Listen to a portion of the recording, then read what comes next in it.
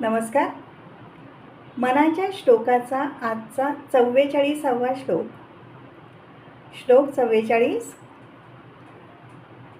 मनारे जनी मौन मुद्रा धरावी, कथा आदरे राघवाची करावी. नसे राम ते धाम सोडून द्यावे, सुखालागी आरण्य सेवित जावे. मौन आणि निवासस्थान म्हणजेच आपलं घर, याबाबतचा फार सुंदर उपदेश या श्लोकातून आपल्याला समर्थांनी केलेला आहे. येथे श्लोकाच्या पहिल्या 2 ओवींमध्ये समर्थ रामदास स्वामी इंद्रियांना वळण लावण्याबाबत, तसेच काया वाचा मने संयम कसा राखावा, इंद्रियांवरती नियंत्रण कसे ठेवावे, याबाबत अत्यंत सहजपणाने मांडणी करताना दिसतात. जेव्हा आपण समाजामध्ये लोकांच्या गोतावळ्यामध्ये वावरत असतो, तेव्हा मौन पाळावे असे समर्थ इथे सुचवतात. आवश्यक ते आणि आवश्यक तेथेच बोलावे. बाष्फळ बडबड, विनाकारण बोलणे, विषय वाढवत नेणे, नकारात्मक बोलणे, सतत कोणाच्या तरी संबंधी बोलत राहणे, या साऱ्याला लगाम घालायला हवा. हे यातून ध्वनित होते.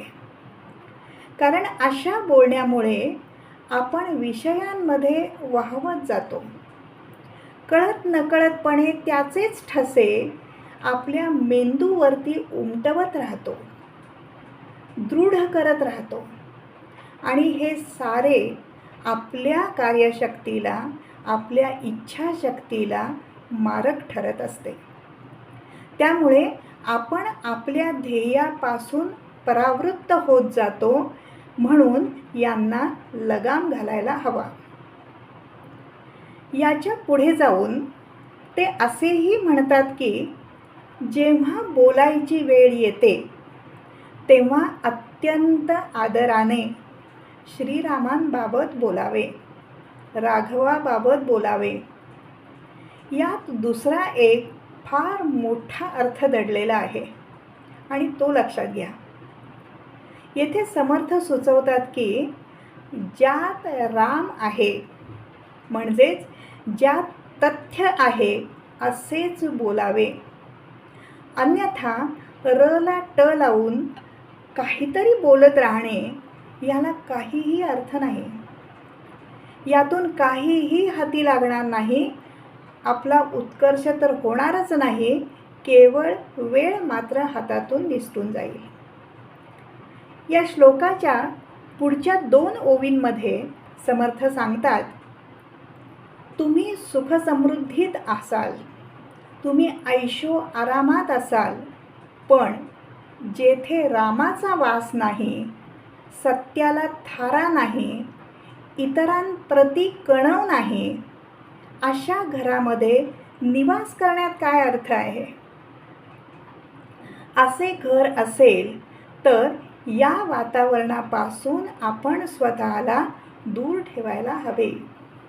कारण अशा जगण्याला अर्थच काय? आपण केवळ आपला जन्म वाया घालवून टाकू. परिणामी जन्म मृत्यूचे हे फेरे असेच वाढवत राहू. म्हणून वेळीच सावध राहायला हवे, जागे व्हायला हवे.